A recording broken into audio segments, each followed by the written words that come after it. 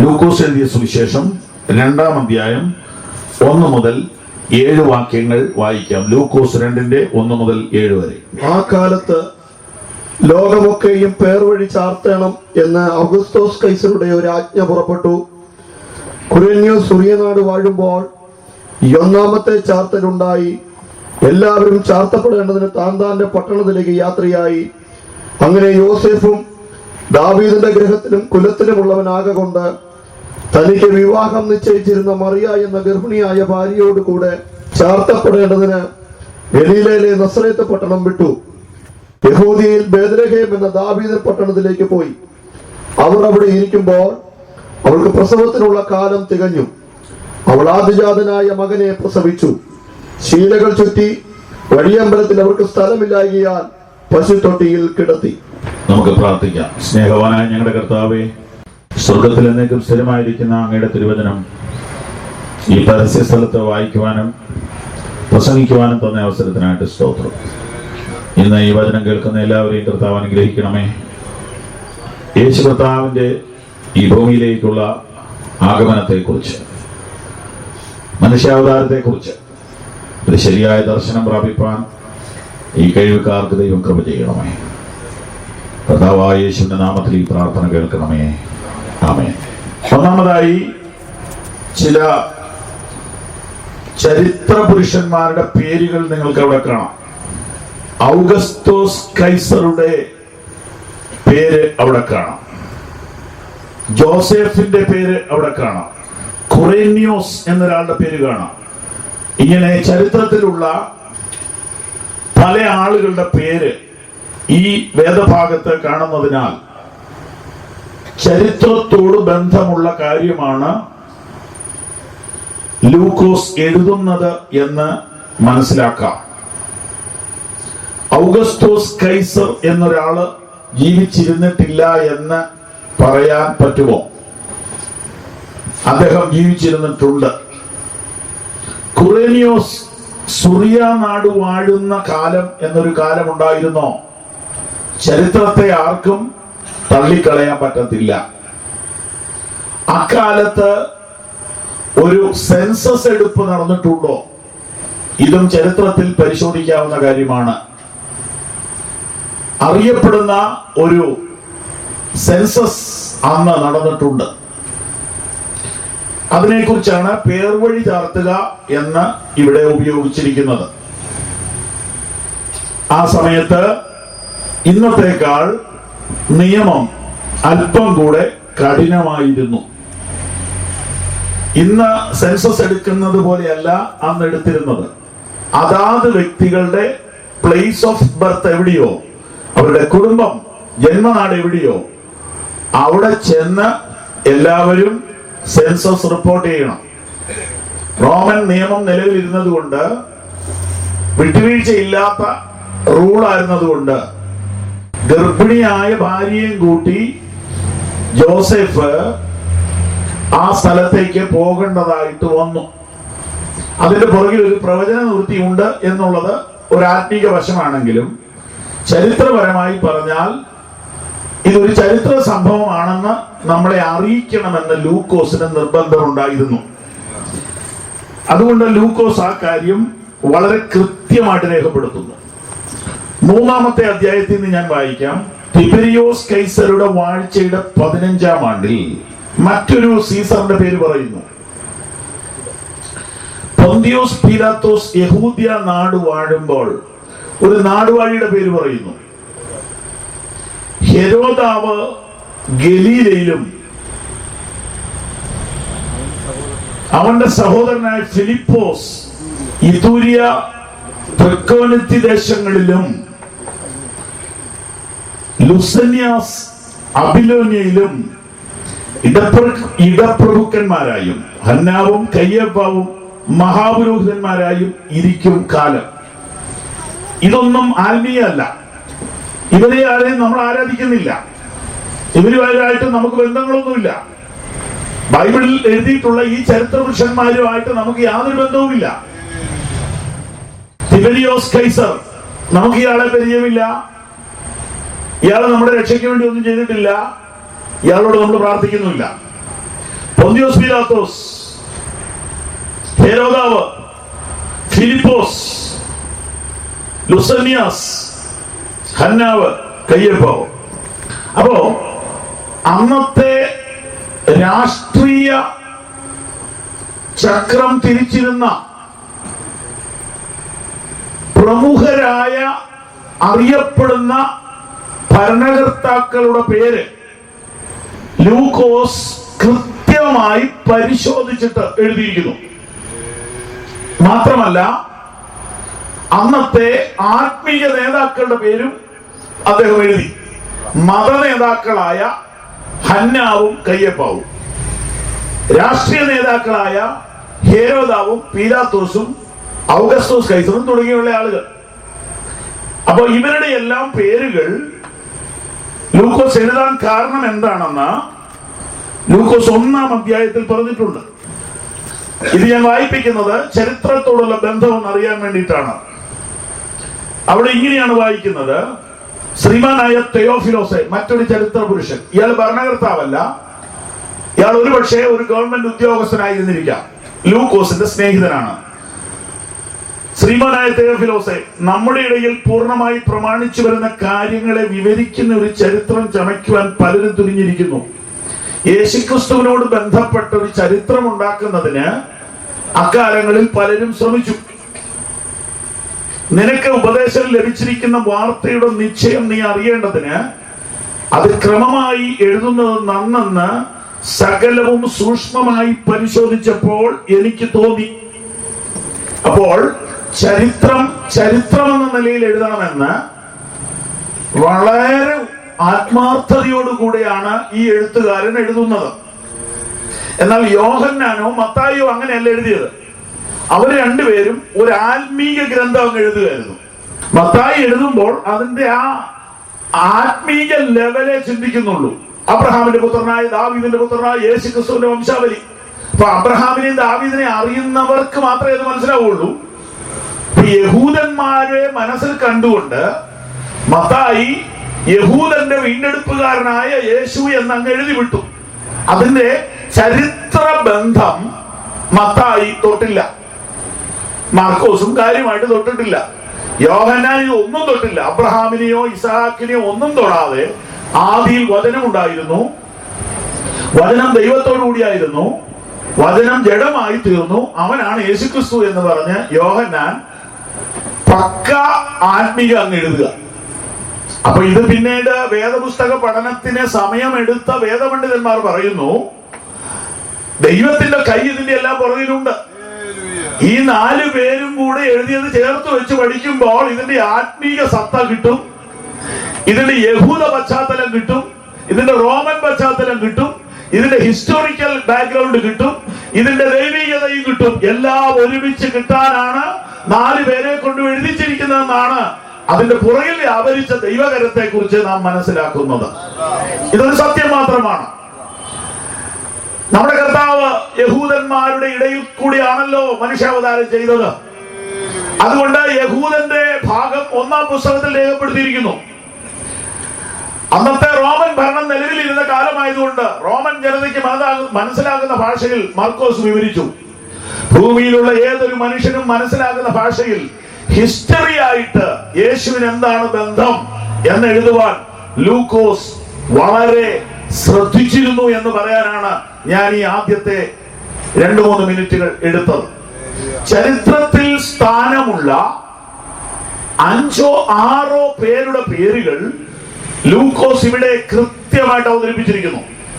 അത് സങ്കല്പ പുരുഷന്മാരല്ല, അവർ ചരിത്രത്തിന്റെ ഏടുകളിൽ സ്ഥാനമുള്ളവരും അറിയപ്പെട്ടവരുമാണ്. അപ്പൊ അവരുടെ കാലത്താണ് ക്രിസ്തുവിന്റെ ജനനം എന്ന് പറയുമ്പോൾ ക്രിസ്തുവിന് ചരിത്രത്തോടുള്ള ബന്ധത്തെ അദ്ദേഹം ഒരു ചരിത്ര ഗ്രന്ഥത്തിനകത്ത് ഉറപ്പിച്ചിടുകയായിരുന്നു. ആകയാൽ യേശു കർത്താവ് ഒരു സങ്കല്പമല്ല എന്ന് പറയുവാൻ ഞാൻ 1-ാമത്തെ മിനിറ്റിൽ തന്നെ ആഗ്രഹിക്കുന്നു. ഈ ചരിത്രത്തിൽ അവതരിച്ച ദൈവപുത്രൻ ഒരു സങ്കല്പമല്ല, ഒരു ഭാവനയല്ല. എന്നെയും നിങ്ങളെയും പോലെ മനുഷ്യനായി അവൻ ഇവിടെ അവതരിച്ചു. അതിനൊരു ചരിത്ര പശ്ചാത്തലം ഉണ്ട്. അത് വിവരിക്കുവാനാണ് ലൂക്കോസ് കൂടുതൽ സമയം എടുത്തിരിക്കുന്നത്. അങ്ങനെ കർത്താവിന്റെ ജനന സമയം അദ്ദേഹം വിവരിക്കുന്നു. ആ സമയത്ത് ഈ സെൻസസ് എടുക്കാൻ വേണ്ടി പോയതിനാലാണ് വീട്ടിൽ ജനിക്കാൻ സാധിക്കാതെ പോയത്. എല്ലാവരും ഒരു ദേശത്തെങ്ങ് വന്ന് കൂടുക. അങ്ങനെ വന്നപ്പോ അവിടെ ഇങ്ങ് ഹോട്ടലും കിട്ടത്തില്ല, വീടും കിട്ടത്തില്ല, ഒന്നുമില്ലാതെ വന്നു. പൈസയുള്ളവരും സൗകര്യമുള്ളവരും വലിയ വലിയ കിട്ടാവുന്നതിൽ നല്ലതെല്ലാം എടുക്കും, സത്രങ്ങളെല്ലാം എടുക്കും. അവിടെ നമ്മളിങ്ങനെ വായിക്കുന്നു, വഴിയമ്പലത്തിൽ സ്ഥലമില്ലാഞ്ഞതുകൊണ്ട് പശുത്തൊട്ടിയിൽ കിടത്തി. അപ്പോ കാര്യങ്ങൾ ഇത്രയേ ഉള്ളൂ. അങ്ങനെ ഒരു പ്രത്യേക സാഹചര്യം വന്നതുകൊണ്ടാണ് അത് അങ്ങനെ സംഭവിച്ചത്. എന്തായാലും നിയമം അനുസരിക്കുവാൻ ജോസഫ് മനസ്സ് കാണിച്ചു. എന്റെ ഭാര്യ ഗർഭിണിയാണ്, എനിക്ക് വരാൻ കഴിയില്ലെന്നൊരു കത്ത് കൊടുത്താൽ വേണമെങ്കിൽ അദ്ദേഹത്തിന് രക്ഷപ്പെടാം. പക്ഷെ നിയമം അനുസരിക്കുവാൻ ജോസഫ് തയ്യാറായി. ജോസഫിനെ കുറിച്ച് നമ്മൾ ബൈബിൾ പഠിക്കുമ്പോൾ അയാളൊരു നീതിമാനും എല്ലാം കൊണ്ടും മാന്യനുമായ മനുഷ്യനായിരുന്നു എന്ന് ജോസഫിന്റെ ചരിത്രം പഠിച്ചാൽ കൃത്യമായിട്ട് മനസ്സിലാവും. ആ മാന്യത തന്നെയാണ് പൂർണ്ണ ഗർഭിണിയായ ഭാര്യയും കൊണ്ട് സെൻസസ് എടുക്കാൻ പോയത്. നമ്മളാണെ പോകത്തില്ല. അത്രയും ഡീസന്റ് ആയ ഒരു മനുഷ്യനായിരുന്നു ജോസഫ്. അദ്ദേഹം തന്റെ ഭാര്യയെ കൊണ്ടുപോവുകയും പോയ വഴിക്ക് വെച്ച് ഭാര്യ പ്രസവിക്കുകയും അമ്മയോ അമ്മായിയമ്മയോ പെങ്ങളോ സഹായിക്കാനില്ലാതെ ആ പ്രസവവും അതിന്റെ ബുദ്ധിമുട്ടുകൾ മുഴുവനും ഈ പാവ മനുഷ്യൻ ഒറ്റയ്ക്ക് സഹിക്കുകയും ചെയ്തു. ഇതെല്ലാം ക്രിസ്തുവിന്റെ ജനനത്തോടുള്ള ബന്ധത്തിൽ ഓർക്കുന്നത് നല്ലതാണ്. ഒരു വാക്ക് ഞാൻ ഇടയ്ക്ക് കയറി പറഞ്ഞോട്ടെ. നമ്മളെല്ലാം വീടും കുടുംബമായിട്ടൊക്കെ ജീവിക്കുന്നവരല്ലേ. ഒരു മാതൃക കുടുംബമാണ് ജോസഫിന്റെ മേരിയുടെയും കുടുംബം. ജോസഫ് ദൈവമല്ല, മേരിയും ദൈവമല്ല. ഇവർ രണ്ടുപേരും മനുഷ്യരാണ്. നമുക്കറിയാം, അവർക്ക് അപ്പനും അമ്മയും ഉണ്ടല്ലോ. അപ്പൊ അപ്പനും അമ്മയും ഉള്ളവരെ ആരും ദൈവം എന്ന് വിളിക്കരുത്, അത് തെറ്റാണ്. ആരംഭവും അവസാനവും ഇല്ലാതെ സകലത്തിലെ സൃഷ്ടാവായ സർവശക്തനായ സർവജ്ഞാനിയായ സ്വയംഭൂവായ മഹാദൈവത്തെ മാത്രമേ ദൈവം എന്ന് വിളിക്കാൻ പറ്റുള്ളൂ. സ്തോത്രം. പക്ഷെ ഇവർ മനുഷ്യരാണെങ്കിലും ഇവർ മാതൃകയുള്ള മനുഷ്യരായിരുന്നു. ഒരു ഭാര്യ എന്ന നിലയിൽ മേരി 100% മാതൃകയുള്ളവളാണ്. ഒരു ഭർത്താവ് എന്ന നിലയിൽ ജോസഫ് 101% ഡീസന്റ് ആണ്, മാതൃകയുള്ളവനാണ്. അതിനെക്കുറിച്ച് കൂടുതൽ സമയം പറയുവാൻ ഞാൻ ആഗ്രഹിക്കുന്നില്ല. നിങ്ങൾക്ക് സമയം കിട്ടുമെങ്കിൽ ഒന്ന് പരിശോധിച്ചു നോക്കണം. ആദ്യത്തെ വാക്കുകൾ മത്തായിയും ലൂക്കോസും എഴുതിയിട്ടുള്ള ആദ്യത്തെ 2 അധ്യായങ്ങൾ പഠിച്ചാൽ ആ കുടുംബത്തിന്റെ സ്വഭാവം നിങ്ങൾക്ക് മനസ്സിലാവും. ജോസഫ് ദൈവത്തിന്റെ ശബ്ദം കേൾക്കുന്നവനായിരുന്നു. ദൈവത്തിന്റെ ശബ്ദം അനുസരിച്ച് ജീവിക്കുന്നവനായിരുന്നു. തന്റെ ഭാര്യയ്ക്കുണ്ടായ ദൈവിക ദർശനത്തെ പുച്ഛിക്കാതെ അതിനെ താങ്ങുകയും അവളെ പ്രോത്സാഹിപ്പിക്കുകയും പ്രൊട്ടക്ട് ചെയ്യുകയും മറ്റുള്ളവരുടെ വിമർശനങ്ങളുടെയും കുത്തുവാക്കുകളുടെയും നടുവിൽ ഭാര്യയെ തള്ളിപ്പറയാതെ താങ്ങി ആ നിന്ന് ഏറ്റെടുത്ത് ആ മനുഷ്യൻ പോയത് കൊണ്ടാണ് വാസ്തവത്തിൽ രക്ഷകനെ നമുക്ക് ലഭിച്ചതെന്ന് ഒരു വശം നാം മനസ്സിലാക്കേണ്ടതുണ്ട്. അനുഗ്രഹിക്കപ്പെട്ട ഒരു കുടുംബജീവിതം നയിക്കുവാൻ എളുപ്പമല്ല. ഒരു പഞ്ചായത്ത് പ്രസിഡന്റ് ആകാനോ വേണമെങ്കിൽ ലോകത്തിൽ ഏതെങ്കിലും ഒരു ഉയർന്ന ബിസിനസ് ചെയ്യാനോ ഒക്കെ നിങ്ങൾക്ക് സാധിക്കും. പക്ഷെ ഒരു മാതൃകയുള്ള കുടുംബം, ഒരു മാതൃകയുള്ള തലമുറയെയും ഈ സമൂഹത്തിൽ വളർത്തുക എന്ന് പറയുന്നത് അത്ര ചെറിയ കാര്യമല്ല. അനുഗ്രഹിക്കപ്പെട്ട ഒരു കുടുംബജീവിതം നയിക്കുകയും സമൂഹത്തിന് പ്രയോജനമുള്ള നീതിബോധമുള്ള തലമുറയെ ദാനം ചെയ്യുക എന്ന് പറയുന്നത് ഇത്തിരി ബുദ്ധിമുട്ടുള്ള കാര്യമാണ്.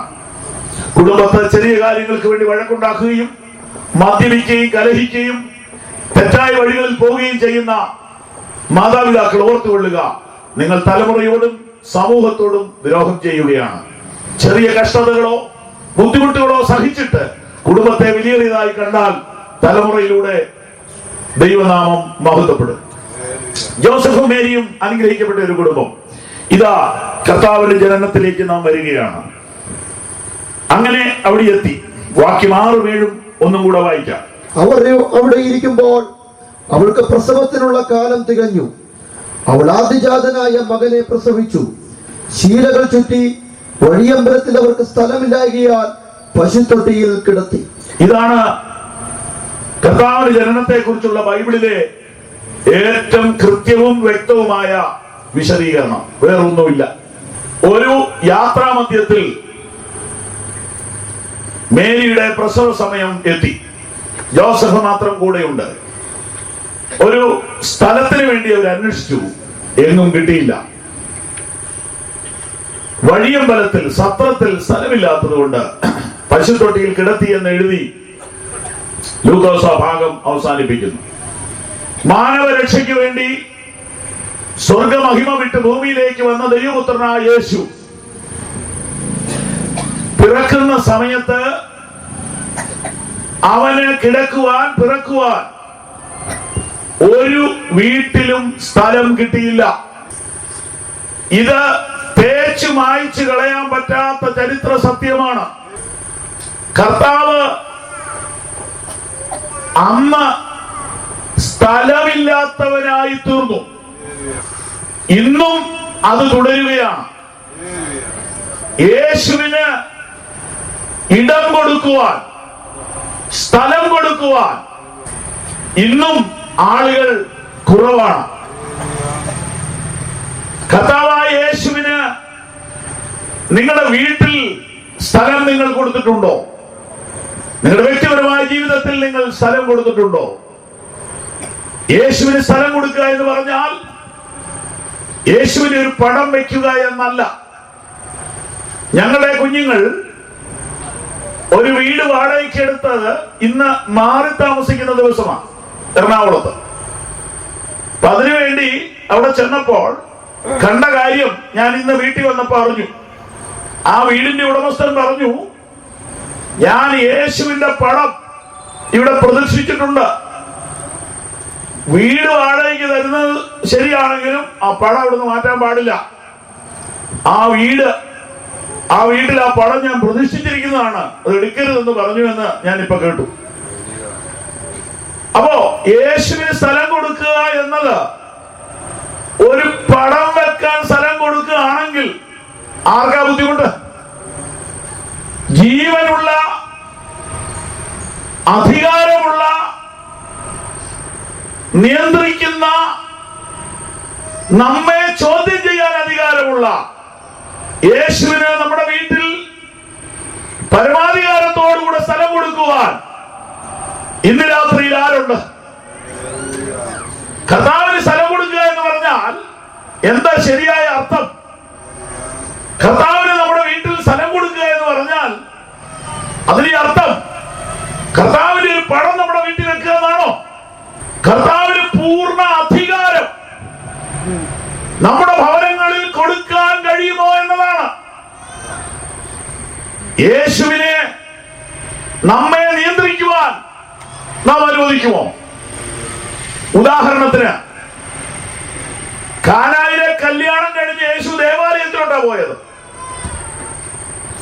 യേശു ദേവാലയത്തിൽ ചെന്ന് അവിടെ നടക്കുന്നതിനോടങ്ങ് സഹകരിച്ചു പോയാൽ ഒരു പ്രശ്നവുമില്ല. അവിടെ കണ്ടത് മുഴുവനും യേശു തിരുത്തണമെന്ന് ആവശ്യപ്പെട്ടു. പരിപാവനമായ ദേവാലയത്തിൽ യേശു കാലുകുത്തിയിട്ട് അടിമുടി തിരുത്തണമെന്ന് ആവശ്യപ്പെട്ടെങ്കിൽ നമ്മുടെ വീട്ടിലവൻ വന്നാൽ എന്തെല്ലാം തിരുത്തലുകൾ നടത്തേണ്ടി വരും. ദേവാലയത്തിനകത്ത് മുഴുവനും അടിച്ചു വാരി വൃത്തിയാക്കുവാൻ അവൻ കൽപ്പന കൊടുത്തെങ്കിൽ നമ്മുടെ കുടുംബങ്ങളിൽ അവന് നാം സ്വാതന്ത്ര്യം കൊടുത്താൽ ആകമാനം ഒരു മാറ്റം വരുത്തുവാൻ നാം തയ്യാറാകേണ്ടി വരും. അതുകൊണ്ട് യേശുവിന് സ്ഥലം കൊടുക്കുക എന്ന് പറഞ്ഞാൽ ഒരു പടം വെക്കുക എന്നതുകൊണ്ട് അവസാനിപ്പിക്കുകയാണോ? നിങ്ങൾ യേശുവിന് സ്ഥലം കൊടുക്കുകയാണെങ്കിൽ നിങ്ങൾക്ക് പിന്നെ നിങ്ങളുടെ ഭാര്യയെ തല്ലാൻ പറ്റത്തില്ല. നിങ്ങൾക്ക് നിങ്ങളുടെ വീട്ടിൽ അസഭ്യ വാക്കുകൾ പറയാൻ പറ്റത്തില്ല. നിങ്ങൾക്ക് നിങ്ങളുടെ വീട്ടിൽ മാതൃകയോടെ ജീവിക്കേണ്ടി വരും. വചനവിരുദ്ധമായതൊന്നും പിന്നീട് നിങ്ങൾക്ക് ആ വീട്ടിൽ അനുവദനീയമല്ല. അഴിമതിയുടെ പണമോ അഹങ്കാരത്തിന്റെ പ്രവൃത്തിയോ ആ വീട്ടിൽ പിന്നീട് നടക്കത്തില്ല. അത് വിശുദ്ധമായി തീരുന്ന ഒരു വീടാകേണ്ടി വരും. കർത്താവായ യേശുവിന് അതുകൊണ്ടാണ് അന്നും ഇന്നും സ്ഥലം ലഭിക്കാഞ്ഞത്. വിശുദ്ധ യോഹന്നാൻ ഇങ്ങനെ എഴുതി, അവൻ സ്വന്തത്തിലേക്ക് വന്നു, സ്വന്തമായവരോ അവനെ കൈക്കൊണ്ടില്ല. അന്നും ഇന്നും യേശു കർത്താവിന് ലഭിക്കാതിരിക്കുന്നു എന്ന ദുഃഖസത്യമാണ് ക്രിസ്തുമസ് നമുക്ക് വെളിപ്പെടുത്തുന്ന ഒന്നാമത്തെ സന്ദേശം. യേശു അന്ന് അങ്ങനെ ഏറ്റവും ദരിദ്രമായ ഒരു സ്ഥലത്ത് ജനിച്ചു വീണു. ആ യേശുവിനെ ആരാധിക്കുവാൻ ലോകം മുഴുവനും ലക്ഷക്കണക്കിന് ആളുകൾ ഇപ്പോഴുണ്ട്. ഇതിന്റെ പുറകിൽ എന്താണ് സംഭവിച്ചത്? യേശുവിനെ ആർക്കെങ്കിലും മനസ്സിലായോ? ആർക്കാണ് മനസ്സിലായത്? ജനിക്കുവാൻ സ്ഥലം കിട്ടാതെ പോയെങ്കിൽ പിന്നെ വളരാൻ സ്ഥലം കിട്ടുമോ? നിങ്ങളുടെ വീട്ടിൽ ഒരു കുഞ്ഞ് ജനിക്കുന്നു എന്ന് ചിന്തിക്കുക. എത്രയോ മാസങ്ങൾക്ക് മുമ്പ് നിങ്ങൾ അതിനുവേണ്ടി ഒരുങ്ങും. ഇന്നത്തെ കാലത്താണെങ്കിൽ കുഞ്ഞിന് 1 കൊല്ലത്തേക്ക് ഇടാനുള്ള ഉടുപ്പ് റെഡിയായിട്ടുണ്ട്. അപ്പൊ ജനിക്കാൻ സ്ഥലം കിട്ടാത്ത കുട്ടിക്ക് വളരാൻ സ്ഥലം കിട്ടുമോ? വളരാനുള്ള സൗകര്യങ്ങൾ ലഭിക്കുമോ?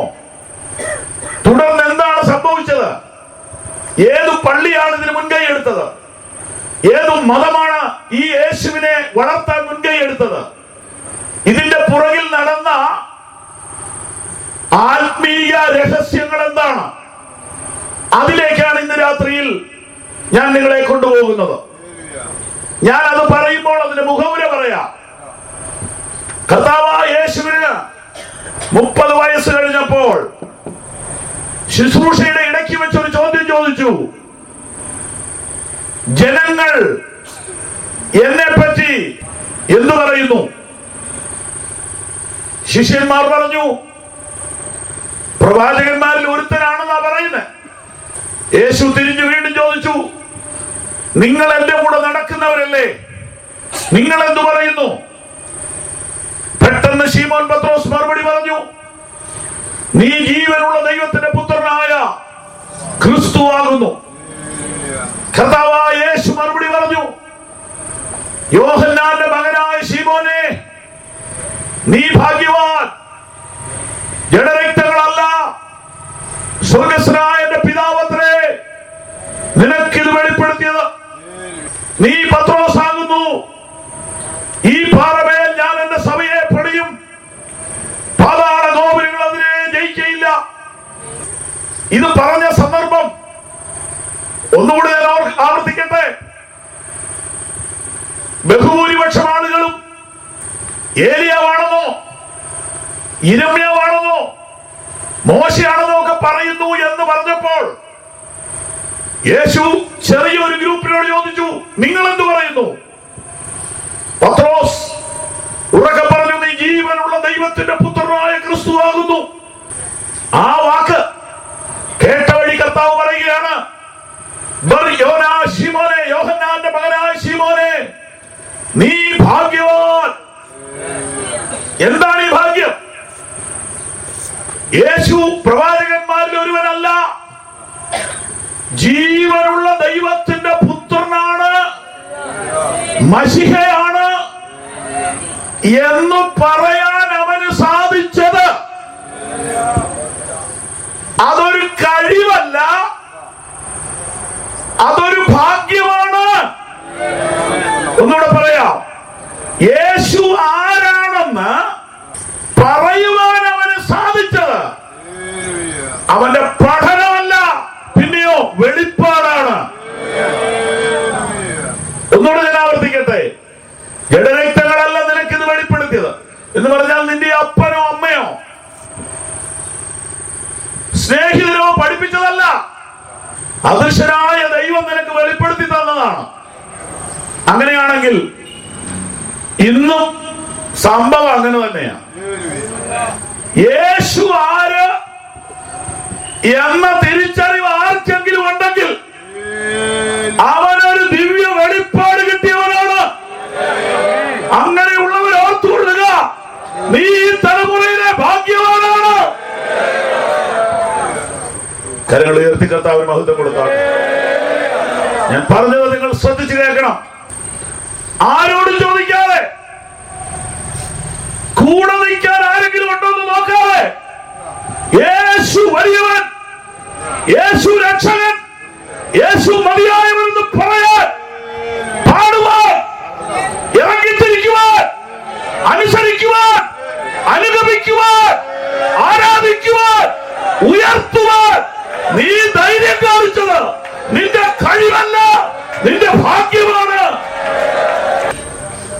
വെളിപ്പാടാണ്. അങ്ങനെയാണെങ്കിൽ ഇന്നും യേശുവിനെ അറിയുന്നത് സത്യത്തിൽ ഒരു വെളിപ്പാടാണ്. ആ വെളിപ്പാടിന് വളർച്ചയുണ്ട്.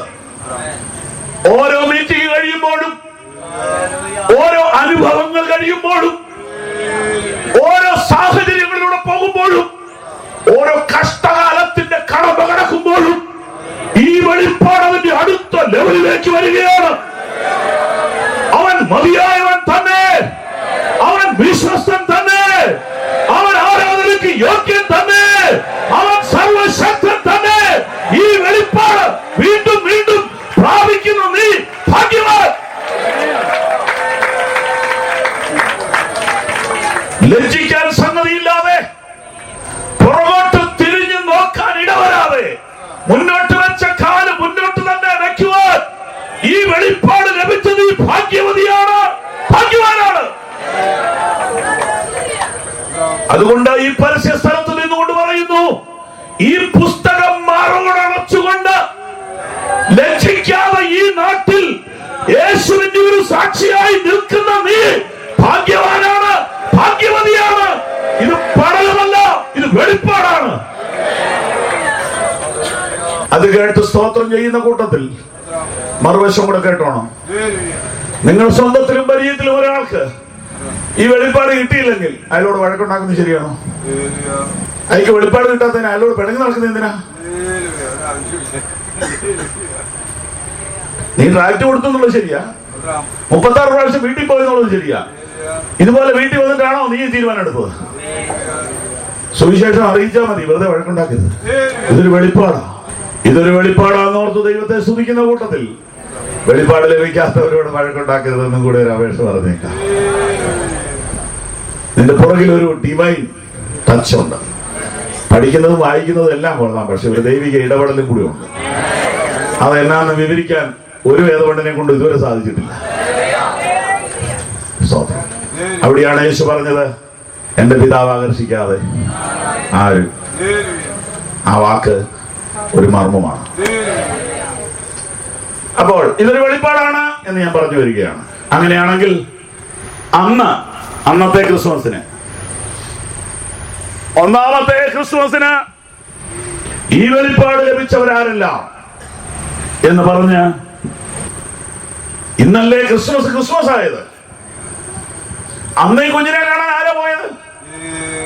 അന്നേ കുഞ്ഞിനൊരു കുട്ടിക്കൂറ പൗഡറെങ്കിലും ആരെങ്കിലും കൊടുത്തോ? ഈ നക്ഷത്ര വിളക്കുകളൊന്നും യേശു കണ്ടില്ല. കിടക്കാൻ ഒരു പായ പോലും കിട്ടിയില്ല.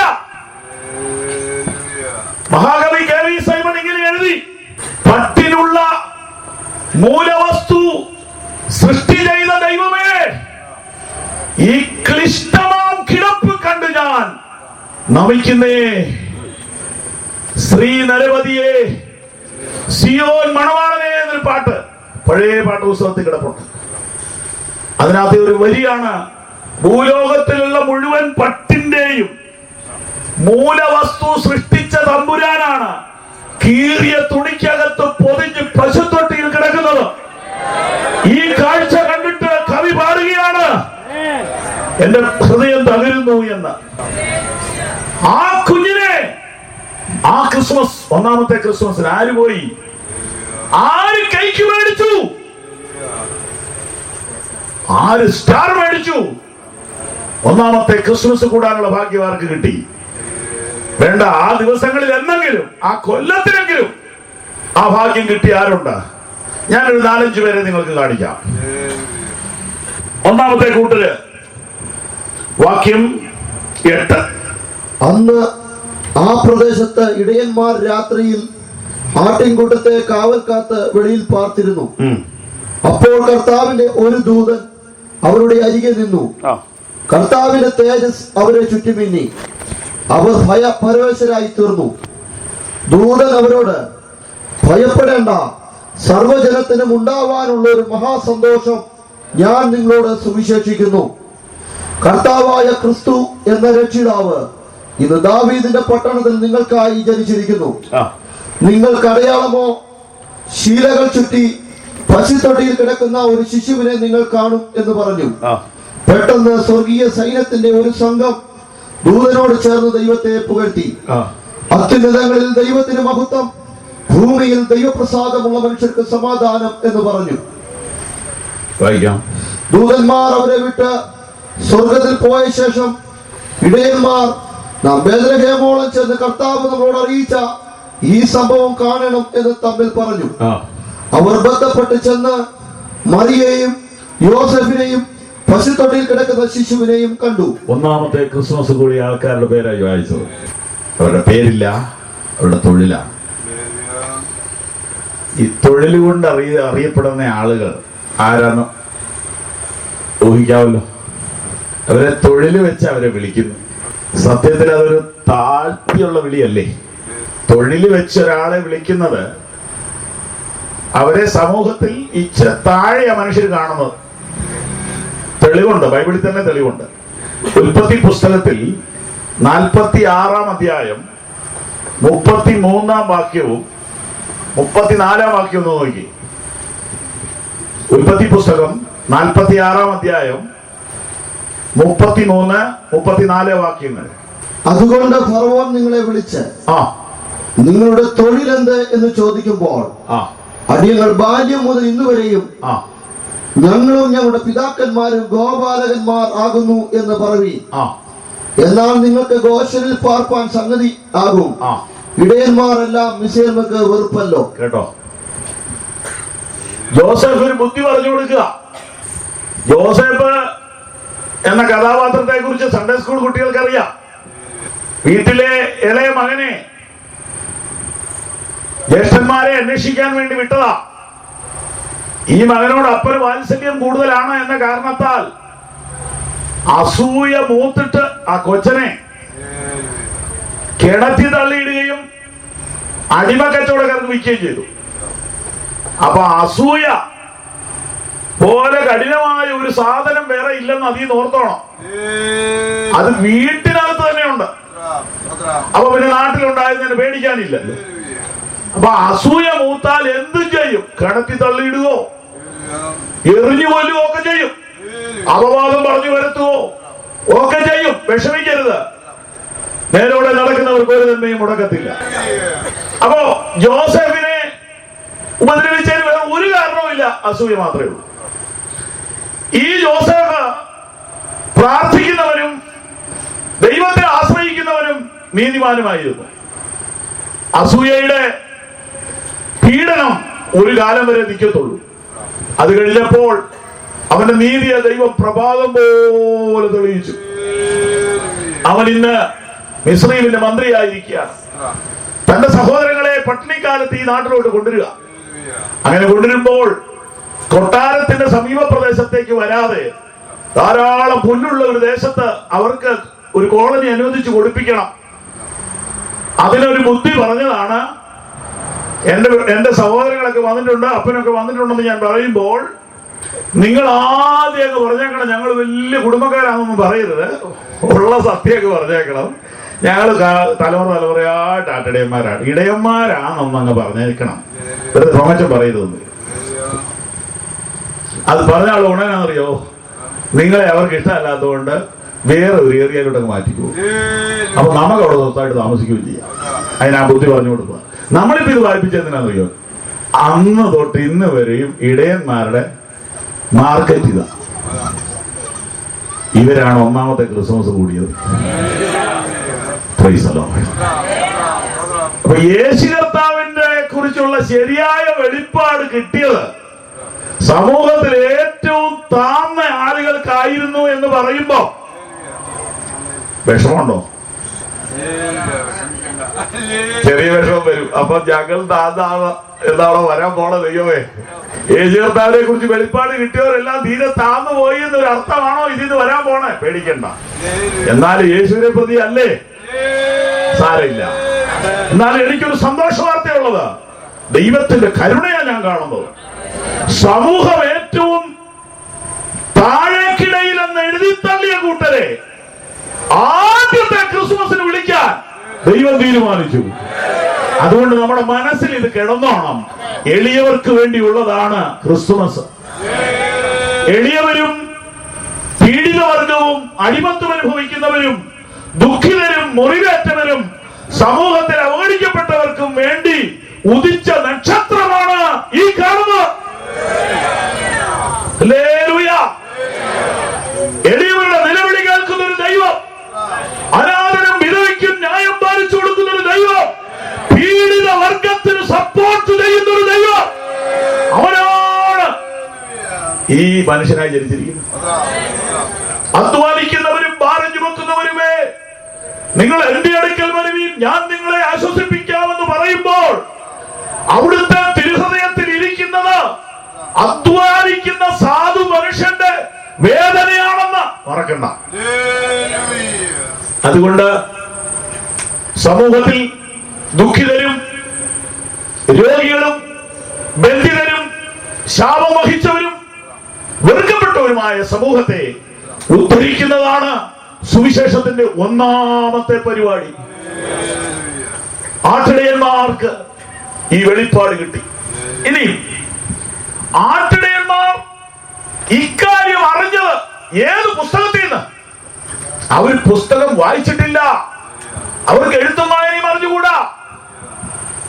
ആട്ടിടയന്മാർ പിന്നെ എങ്ങനെ ഇത് കണ്ടുപിടിച്ചു? ജ്യോതിശാസ്ത്രം, അതും അവർക്കറിയില്ല. മൃഗങ്ങളുമായി ഇടപെട്ട് മൃഗങ്ങളുടെ കൂടെ ജീവിക്കുന്ന രണ്ടു കാലുള്ള മൃഗങ്ങൾ. സംസ്കാരമൊക്കെ അത്രയേ ഉള്ളൂ, കൂടുതലൊന്നും അവർക്ക് അറിഞ്ഞുകൂടാ. അവരോട് യെശയ്യാ പ്രവചനം 9-ാം അധ്യായം എടുത്ത് വായിക്ക്, നമുക്കൊരു ശിശു ജനിച്ചിരിക്കുന്നെന്ന് പറഞ്ഞാൽ അവര് വായിക്കത്തില്ല, അവർക്കറിയില്ല കാര്യങ്ങളൊന്നും. പക്ഷെ അവർക്ക് യേശുവിനെ അറിയാൻ ദൈവം ഭാഗ്യം കൊടുത്തു. ഓർത്തുകൊള്ളുക, ഇത് വെളിപ്പാടാന്ന് പറയാനാ ഞാൻ വന്നത്. വർഷങ്ങൾ കഴിഞ്ഞ് പത്രോസ് വിളിച്ചു പറഞ്ഞപ്പോൾ യേശു പറഞ്ഞു, സ്വർഗസ്രായന്റെ പിതാവത്രേ നിനക്ക് ഇത് വെളിപ്പെടുത്തിയത്. അതെ, അന്നും ഇന്നും യേശു ആരെന്ന് ആരുടെ മുമ്പിലും ലജ്ജിക്കാതെ പറയാൻ ഒരാൾക്ക് കഴിയുന്നുണ്ടെങ്കിൽ അവനൊരു വെളിപ്പാട് കിട്ടിയവനാ. ഏത് നിന്ദയുടെ നടുവിലും യേശു നല്ലവനെന്ന് പറയാൻ ഒരാൾക്ക് കഴിയുന്നെങ്കിൽ അവനൊരു വെളിപ്പാടിന്റെ ഉടമയാണ്, അല്ലാതെ പറയാൻ പറ്റത്തില്ല. ആട്ടിടയന്മാർ ഇതാ ഒരു വെളിപ്പാട് കാണുന്നു, അത്ഭുതപ്പെടുത്തുന്ന വെളിപ്പാടാണ്. കർത്താവിന്റെ ഒരു ദൂതൻ അവരുടെ അരികെ നിന്നു, കർത്താവിന്റെ തേജസ് അവരെ ചുറ്റി മിന്നി അവർ ഭയപരവശരായി തീർന്നു. ദൂതൻ അവരോട് ഭയപ്പെടേണ്ട, സർവ്വജനത്തിനും ഉണ്ടാകാനുള്ള ഒരു മഹാസന്തോഷം ഞാൻ നിങ്ങളോട് സുവിശേഷിക്കുന്നു. കർത്താവായ ക്രിസ്തു എന്ന രക്ഷിതാവ് ഇന്ന് ദാവീദിന്റെ പട്ടണത്തിൽ നിങ്ങൾക്കായി ജനിച്ചിരിക്കുന്നു. മാലാഖമാർ വിളിച്ചു പറയുന്ന വാക്കുകൾ കേൾക്ക്. കർത്താവായ ക്രിസ്തു എന്ന രക്ഷിതാവ് ഇന്ന് ദാവീദിന്റെ പട്ടണത്തിൽ നിങ്ങൾക്കായി ജനിച്ചിരിക്കുന്നു. എന്നെ കേൾക്കുന്ന പ്രിയപ്പെട്ടവരെ, ക്രിസ്തു ജനിച്ചത് ആർക്ക് വേണ്ടി? മാലാഖമാർ, സാക്ഷാൽ അദൃശ്യ ലോകത്തിലെ ജീവികൾ പറയുന്നു, കർത്താവായ ക്രിസ്തു എന്ന രക്ഷിതാവ് ഇന്ന് നിങ്ങൾക്കായി ജനിച്ചിരിക്കുന്നു. ഇടയന്മാർ സന്തോഷം കൊണ്ട് തുള്ളിച്ചാടും. ഞങ്ങൾക്കുമുണ്ടോ രക്ഷകൻ? ഞങ്ങൾക്ക് വേണ്ടിയാണോ അവൻ ജനിച്ചത്?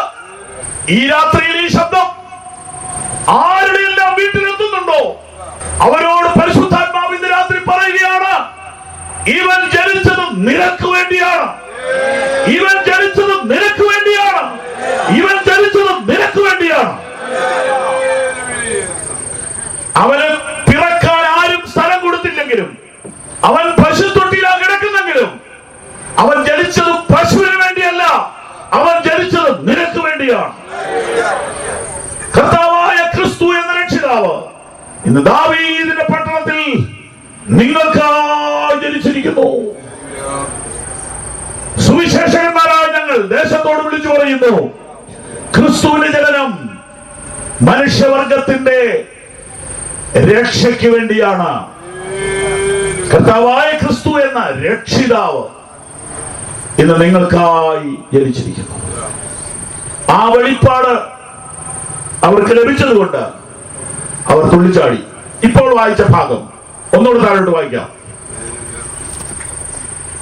ദൂതൻ അവരോട്, ഭയപ്പെടേണ്ട, സർവ്വജനത്തിനും ഉണ്ടാവാനുള്ള ഒരു മഹാസന്തോഷം ഞാൻ നിങ്ങളോട് സുവിശേഷിക്കുന്നു.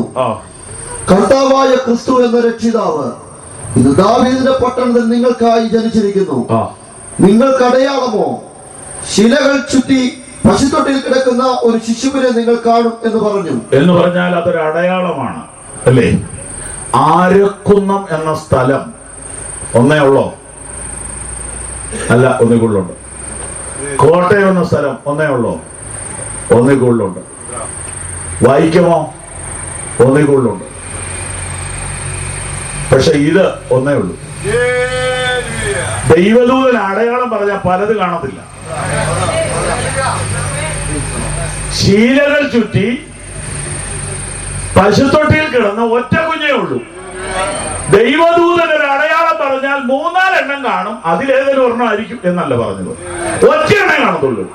ചരിത്രത്തിൽ ഇന്നുവരെ ഒരു കുഞ്ഞ് പശുത്തൊട്ടിയിൽ കിടന്നിട്ടുള്ളൂ. അത് നമ്മുടെ രക്ഷിതാവാണ്. കരങ്ങൾ ഉയർത്തി ഹല്ലേലൂയ പറഞ്ഞാട്ടെ. അതൊരു അടയാളമാണ്. സ്തോത്രം. നിങ്ങൾ അങ്ങോട്ട് ചെല്ലുമ്പോൾ ഒരു പൈപ്പ് കാണുമെന്ന് പറഞ്ഞാൽ 100 പൈപ്പ് കാണും. എന്നോട് ഒരാൾ പറഞ്ഞു, അങ്ങോട്ട് ചെല്ലുമ്പോൾ ഒരു പശുവിനെ കെട്ടിയിട്ടുണ്ട്, അത് കാണാവുന്ന. പശുവിനെ അവിടെ ചെല്ലുമ്പോൾ ആരും അടിച്ചോണ്ട് പോയി. പിന്നെ ഇങ്ങനെയൊന്നും അല്ല ദൂതൻ അടയാളം പറയുന്നത്. ദൂതൻ പറഞ്ഞതിനാൽ അടിവരയിട്ടു. അതിന് മുമ്പും അതിന് പിൻപും അങ്ങനെ ഒരു കുഞ്ഞ് ജനിച്ചിട്ടില്ല. ശീലകൾ ചുറ്റി എന്ന് പറഞ്ഞാൽ കീറത്തുണിക്കകത്ത് പൊതിഞ്ഞ് പശുത്തൊട്ടിയിൽ കിടത്തി ഒരു കുഞ്ഞേ ഉള്ളൂ. അതെന്റെ നിങ്ങളുടെ രക്ഷകനാണ്. അവനെയാണ് ലോകം മുഴുവനും ഈ ദിനത്തിൽ ക്രിസ്മസ് ആയിട്ട് ഓർക്കുന്നത്. അവൻ നമ്മുടെ രക്ഷകനാണ്. ആ കർത്താവിനെ ഞാൻ നന്ദിയോടെ സ്തുതിക്കുന്നു. അതിനെക്കുറിച്ച് ധന്യനായ പൗലോസ് ശ്ലീഹ എഴുതിയത് ഇങ്ങനെയാണ്: നമ്മുടെ കർത്താവായ യേശുക്രിസ്തു സമ്പന്നനായിരുന്നിട്ടും അവന്റെ ദാരിദ്ര്യത്താൽ നിങ്ങൾ സമ്പന്നരാകേണ്ടതിന് നിങ്ങൾ നിമിത്തവും ദരിദ്രനായി തീർന്ന കൃപ നിങ്ങൾ അറിയാതിരിക്കരുത്. എന്നെ സമ്പന്നനാക്കുവാൻ യേശുവേ നീ ദരിദ്രനായി തീർന്നു. എന്നെ ഉടുപ്പിക്കുവാൻ യേശുവേ നീ നഗ്നനായി തീർന്നു. എന്റെ മുറിവ് കെട്ടുവാൻ യേശുവേ നീ മുറിവേറ്റവനായി തീർന്നു. എന്നെ മാനിക്കുവാൻ കർത്താവേ നീ നിന്ദിതനായി തീർന്നു. എന്നെ ഉയർത്തുവാൻ നീ താഴേക്ക് വന്നു എന്ന് ഓരോ ദിവസവും ഓർത്ത് കർത്താവിന് നന്ദി പറഞ്ഞുകൊള്ളുക. ആട്ടിടയന്മാർ അടയാളം കേട്ടു. അടുത്ത വാക്യം: പെട്ടെന്ന് സ്വർഗീയ സൈന്യത്തിന്റെ ഒരു സംഘം ദൂതനോട് ചേർന്ന് ദൈവത്തെ പുകഴ്ത്തി, അത്യുന്നതങ്ങളിൽ ദൈവത്തിന് മഹത്വം, ഭൂമിയിൽ ദൈവപ്രസാദമുള്ള മനുഷ്യർക്ക് സമാധാനം എന്ന് പറഞ്ഞു. ദൂതന്മാർ അവരെ വിട്ട് സ്വർഗത്തിൽ പോയ ശേഷം ഇടയന്മാർ നാം ബേത്ലഹേമോളം ചെന്ന് കർത്താവ് നമ്മളോട് അറിയിച്ച ഈ സംഭവം കാണണം എന്ന് തമ്മിൽ പറഞ്ഞു. അവർ ബന്ധപ്പെട്ട് ചെന്ന് മറിയയെയും യോസഫിനെയും പശുത്തൊട്ടിൽ കിടക്കുന്ന ശിശുവിനെയും കണ്ടു. കണ്ട ശേഷം ഈ പൈതലിനെ കുറിച്ച് തങ്ങളോട് പറഞ്ഞ വാക്ക് അറിയിച്ചു. കേട്ടവർ എല്ലാവരും ഇടയന്മാർ പറഞ്ഞതിനെ കുറിച്ച് ആശ്ചര്യപ്പെട്ടു. ആട്ടിടയന്മാർ ഈ വെളിപ്പാടിന്റെ മുൻപിൽ പകച്ചു നിൽക്കാതെ ഒരു തീരുമാനമെടുത്തു: നമുക്ക് പോകാം, നമുക്കത് കണ്ടുപിടിക്കാം. അങ്ങനെ അവർ പോയി സ്ഥലം കണ്ടുപിടിച്ചു. ജോസഫിനെ കണ്ടു, മേരിയെ കണ്ടു, കുഞ്ഞിനെ കണ്ടു. തൊഴുത്തിൽ തന്നെയാണെന്ന് ഉറപ്പായിരുന്നു. കാര്യങ്ങൾ വ്യക്തമായി. തിരിച്ചു വന്ന് അനേകരോട് പറഞ്ഞു. കേട്ടവർക്കെല്ലാം സന്തോഷമായി. ഇവരാണ് ഒന്നാമത്തെ വെളിപ്പാട് കിട്ടിയ ആളുകൾ. സത്യത്തിൽ ഇവർക്ക് മാത്രമേ പശുത്തൊട്ടിയിൽ നിന്നുള്ള ദർശനം കിട്ടിയിട്ടുള്ളൂ. വേറെ ആർക്കും കിട്ടിയിട്ടില്ല. ഇവരാണ് ആദ്യം ഈ ഭാഗ്യം കിട്ടിയ ജനത. യേശുവിനെ അറിയുവാൻ വെളിപ്പാട് ലഭിച്ച ജനത ഭാഗ്യമുള്ളവർ തന്നെ. രണ്ടാമത്തെ കൂട്ട് എന്ന് ഞാൻ പറയാൻ ആഗ്രഹിക്കുന്നത് ഇവിടെ തന്നെയുള്ള അടുത്ത ഒരാളാണ്. ലൂക്കോസിന്റെ സുവിശേഷം 2-ാം അധ്യായം 22 മുതൽ വായിക്കാം. രണ്ടാമത്തെ ആള് മോശയുടെ ന്യായപ്രമാണ പ്രകാരം അവരുടെ ശുദ്ധീകരണ കാലം തികഞ്ഞപ്പോൾ കടിഞ്ഞൂലായ ആണൊക്കെയും കർത്താവിന് വിശുദ്ധം ആയിരിക്കണം എന്ന് കർത്താവിന്റെ ന്യായപ്രമാണത്തിൽ എഴുതിയിരിക്കുന്നത് പോലെ അവനെ കർത്താവിന് അർപ്പിപ്പാനും ഒരു ഇണ കുറുപ്രാവിനെയോ 2 പ്രാവിൻ കുഞ്ഞിനെയോ കർത്താവിന്റെ ന്യായപ്രമാണത്തിൽ കൽപ്പിച്ചതുപോലെ യാഗം കഴിപ്പാനും അവർ അവനെ യെരൂശലേമിലേക്ക് കൊണ്ടുപോയി. യേശു കുഞ്ഞിനെയുമായി ദേവാലയത്തിൽ പോകുന്നു. യെരൂശലേമിൽ ശിമിയോൻ എന്ന പേരുള്ളൊരു ഇവനാണ് രണ്ടാമത്തെ ഭാഗ്യവാൻ എന്ന് എന്റെ അന്വേഷണത്തിൽ എനിക്ക് തോന്നുന്നു. രണ്ടാമത്തെ ഭാഗ്യവാൻ യെരൂശലേമിൽ ശിമിയോൻ എന്ന പേരിൽ മനുഷ്യനുണ്ടായിരുന്നു. ഈ മനുഷ്യൻ നീതിമാനും ഇസ്രായേലിന്റെ ആശ്വാസത്തിനായി കാത്തിരുന്നവനുമായിരുന്നു. പഴയ നിയമപ്രകാരം ഭക്തിയോടെ ജീവിച്ച ഒരു വൃദ്ധൻ. ഓക്കെ, പരിശുദ്ധാത്മാവും അവന്റെ മേലുണ്ടായിരുന്നു. അത് അത്ഭുതമാണ്. അന്ന് ഒരു ആത്മീക ജീവിതം നയിക്കുന്നവർ വളരെ കുറവാണ്. വായിക്കാം. കർത്താവിന്റെ ക്രിസ്തുവിനെ കാണും മുമ്പേ മരണം കാണുകയില്ല എന്ന് പരിശുദ്ധാത്മാവിനാൽ അവന് അരുളപ്പാടുണ്ടായിരുന്നു. ഏത് നശിച്ച കാലത്തും ഭക്തിയോടെ ജീവിക്കുന്നവരുണ്ട്. ബൈബിളിനെ കുറിച്ച് പഠിക്കുന്നവർ പറയുന്നത് ആ കാലഘട്ടത്തിന് ഇരുണ്ട കാലഘട്ടം എന്നാ പറയുന്നത്. പഴയ നിയമം മലാഖി വരെ ഒരു ദൈവശബ്ദം ഉണ്ടായിരുന്നു. അപ്പൊ ഇരുണ്ട കാലം എന്ന് പറയാൻ ഒക്കുകയില്ല. യെശയ്യാവൊക്കെ സംസാരിച്ചു, ദാനിയേൽ സംസാരിച്ചു, എസെക്കിയേൽ സംസാരിച്ചു, ഓബദ്യാവ് സംസാരിച്ചു, മലാഖി സംസാരിച്ചു. അപ്പം ദൈവശബ്ദമുള്ള കാലത്തെ ഇരുണ്ട കാലം എന്ന് പറയാൻ ഒക്കുകയില്ല. അത് കഴിഞ്ഞിട്ട് ഈ മത്തായിയുടെ സുവിശേഷം എഴുതുന്നതിനിടയിലെ കുറെ വർഷം പോയിട്ടുണ്ട്. ഈ വർഷത്തിൽ ഒരു ദൈവശബ്ദവും ഇല്ല. ആ കാലഘട്ടത്തെ ഇരുണ്ട കാലഘട്ടം എന്ന് വിളിക്കുന്നു. പ്രവാചകന്മാർ ഉണ്ടായിട്ട് തന്നെ ആളുകൾ ഭക്തിയിൽ ജീവിക്കാതെ ഉഴപ്പി നടക്കുക. അപ്പൊ ഒരു പ്രവാചകനും ഇല്ലെന്നിരിക്കട്ടെ, ഒരു പ്രസംഗവും കേൾക്കാനില്ല. യഹോവ ഇപ്രകാരം അരുളി ചെയ്യുന്നു എന്ന് വിളിച്ചു പറയാൻ ആരെങ്കിലും ഉണ്ടെങ്കിൽ വിളിച്ചു പറയുന്നവനോട് ഇച്ചിരി ദേഷ്യപ്പെട്ടാലും വിശുദ്ധി ഭൂമി നിലനിൽക്കും. വചനം വിളിച്ചു പറഞ്ഞുകൊണ്ടിരുന്നാൽ നാട്ടിൽ ദൈവഭയം ഉണ്ടാകും. അപ്പൊ ഒരു ദൈവവചനവും കേൾക്കാത്ത കുറെ കൊല്ലങ്ങൾക്കിടയിൽ ഒരു ശിമയോൻ ജീവിച്ചിരുന്നു. എന്ന് മാത്രമല്ല, അയാള് കർത്താവിന്റെ വാഗ്ദത്തങ്ങളെ കാത്തിരുന്നു. അയാൾക്ക് പരിശുദ്ധാത്മാവിന്റെ സാന്നിധ്യം ഉണ്ടായിരുന്നു. ഇതിനേക്കാൾ എല്ലാം എന്നെ അത്ഭുതപ്പെടുത്തുന്നത് അയാൾ ദൈവശബ്ദം കേൾക്കുന്നവനായിരുന്നു. അയാൾ പുസ്തകം എഴുതിയിട്ടില്ല, വേറെ ഒരാളെ കുറിച്ച് അറിഞ്ഞുകൂടാ. അതിനെക്കുറിച്ച് ദിവസം ഒരു വെളിപ്പാടുണ്ടായി. എന്താ വെളിപ്പാട്? മശിഹ ജനിച്ചിട്ടേ നീ മരിക്കുള്ളൂ. ആ വെളിപ്പാട് ഉണ്ടാകാൻ കാരണം എന്താണെന്ന് നിങ്ങൾ വേദോത്സവം വായിക്കുകയും പ്രാർത്ഥിക്കുകയും ചെയ്താൽ നിങ്ങൾക്ക് മനസ്സിലാവും. ലൂക്കോസ് 2 ഇപ്പോഴാണ് വായിക്കുന്നുണ്ടല്ലോ, 22 മുതലുള്ള ഭാഗം ഒന്ന് വായിച്ചു നോക്കണം വീട്ടിൽ പോയിട്ട്. ഞാൻ ഇങ്ങനെയാ അത് മനസ്സിലാക്കുന്നത്. ഇവൻ എന്നും കർത്താവിനോട് ചോദിക്കും, കർത്താവേ, ദൈവത്തോട് ചോദിക്കും, പിതാവേ, മശിഹ വരുമെന്ന് പറഞ്ഞല്ലോ, കൊല്ലം എത്രയായി? മശിഹ വരുമെന്ന് മോശ പറഞ്ഞു, മശിഹ വരുമെന്ന് യെശയ്യാവ് പറഞ്ഞു, മശിഹ വരുമെന്ന് ദാവീദ് പറഞ്ഞു, മശിഹ വരുമെന്ന് മലാഖിയും പറഞ്ഞു. ഇപ്പൊ എത്ര നൂറ്റാണ്ട് കഴിഞ്ഞു, വന്നില്ലല്ലോ. ഇനി ഇത് നടക്കില്ലയോ? മശിഹ വരില്ലയോ? സ്ത്രീയുടെ സന്തതി സർപ്പത്തിന്റെ തലയെ തറക്കുമെന്ന് തുടങ്ങി മലാഖി വരെയുള്ള പുസ്തകങ്ങളിൽ യേശു ജനിക്കുമെന്ന സൂചനയുണ്ട്. മശിഹ വരുമെന്ന്. ഈ വൃദ്ധനായ ശിമയോൻ കരഞ്ഞു ചോദിച്ചു കാണും, ദൈവമേ വരില്ലേ? അപ്പോൾ ഒരു ദൈവശബ്ദം, നീ പേടിക്കണ്ട, നീ മരിക്കുന്നതിന് മുമ്പ് മശിഹ ജനിക്കും. ആരും സമ്മതിക്കത്തില്ല. ഒരാൾക്ക് ഒരു വെളിപ്പാട് രാത്രി കേട്ട അയാൾ പറഞ്ഞ എല്ലാവരും വിശ്വസിക്കുമോ? പക്ഷെ കേട്ടവൻ വിശ്വസിച്ചോണം. ഏതാരും വിശ്വസിക്കണ്ട. നിന്നോട് തമ്പുരാൻ അരുളി ചെയ്തത് നീ മുറുകെ പിടിച്ചോണം. നിന്റെ കണ്ണുകൊണ്ട് തന്നെ നീ അത് കാണും. ഇവിടെ വിശ്വാസികളുടെ ഒരു ഭൂരിപക്ഷം ഉള്ളത് കൊണ്ട് ഒരു ദൈവിക ദൂതി ഞാൻ പറയാം. ദൈവം നിന്നോട് സംസാരിച്ച ദൂത് നിറവേറുന്നതിന് മുമ്പ് നിനക്കൊന്നും സംഭവിക്കത്തില്ല.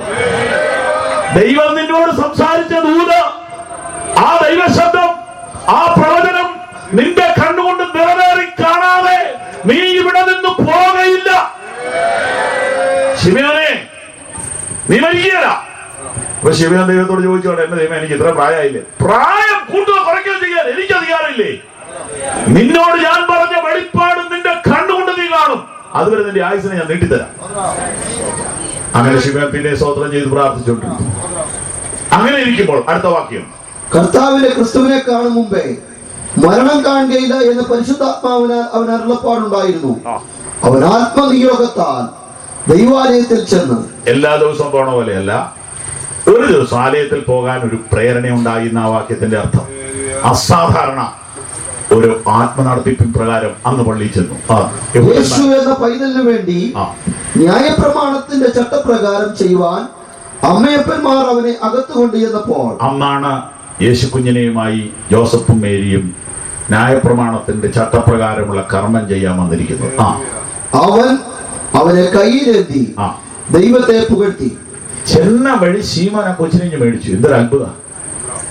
വെളിപ്പാടുള്ളവന് ധൈര്യമുണ്ട്. കൊച്ചിനെ മെടിഞ്ഞ് തരാൻ പറഞ്ഞു. അങ്ങനെ കൊടുക്കാവോ? അവര് കൊടുത്തു. അവര് പേടിച്ചു കാണും. കാരണം ഇയാളൊരു ദൈവീകത്വമുള്ളവനാണ്. ഇയാളുടെ മുഖത്ത് നോക്കിയപ്പോ മനസ്സിലായി. കുഞ്ഞിനെ മറ്റാളിൽ നിന്നും അങ്ങനെ കൊടുക്കാൻ പാടില്ലാത്ത കൊടുത്തു. വായിച്ചു. ഇപ്പോൾ നാഥാ, തിരുവചനം പോലെ നീ അടിയനെ സമാധാനത്തോടെ വിട്ടയക്കുന്നു. ഈ കുഞ്ഞിനെ കൈ പിടിച്ചോണ്ട് ആ വല്യപ്പൻ പറയാ, ഇപ്പോൾ നാഥാ, തിരുവചനം പോലെ നീ അടിയനെ സമാധാനത്തോടെ വിട്ടയക്കുന്നു. ഞാൻ വിശ്വസിക്കുന്നു ഈ മനുഷ്യൻ സംസാരിക്കുന്ന ആ കുഞ്ഞിനോടാ. അടുത്ത വാക്യത്തിൽ അത് തെളിയിക്കാം. വായിച്ചു. ജാതികൾക്ക് വെളിപ്പെടുവാനുള്ള പ്രകാശവും നിന്റെ ജനമായ ഇസ്രായേലിന്റെ മഹത്വവുമായി നീ സകല ജാതികളുടെയും മുമ്പിൽ ഒരുക്കിയിരിക്കുന്ന നിന്റെ രക്ഷയെ എന്റെ കണ്ണു കണ്ടുവല്ലോ എന്ന് പറഞ്ഞു. ഈ കുഞ്ഞിനെ കണ്ടിട്ട് ആ മനുഷ്യൻ പറയുന്ന 3 കാര്യം: ജാതികളുടെ പ്രകാശം, യഹൂദന്റെ മഹത്വം, സകല മനുഷ്യരുടെയും രക്ഷ. അതാണ് എന്റെ കയ്യിലിരിക്കുന്നത്. ഈ കൊച്ചിനെ നോക്കിക്കൊണ്ട് പറയാ, ജാതികളുടെ പ്രകാശം, യഹൂദന്റെ മഹത്വം, സകല മനുഷ്യരുടെയും രക്ഷ എന്റെ കണ്ണ് കണ്ടല്ലോ. ഇത് വെളിപ്പാടാന്ന് ഞാൻ പറഞ്ഞത്. ഇതിനേക്കാൾ പ്രായം കുറഞ്ഞവരും വേദശാസ്ത്രികളോട് ജീവിച്ചിരിപ്പുണ്ട്. പാണ്ഡിത്യമുള്ള പരീക്ഷന്മാരോട് ഇരിപ്പുണ്ട്. പക്ഷെ അവർക്കത് കാണാൻ ഭാഗ്യം കിട്ടിയില്ല. ഈ ദേശത്ത് ഈ യേശു ആരാണെന്ന് വെളിപ്പെട്ട് കിട്ടിയ ദൈവ പൈതലേ, എന്നെ പോലെ ഭാഗ്യവാൻ ആരുണ്ട്?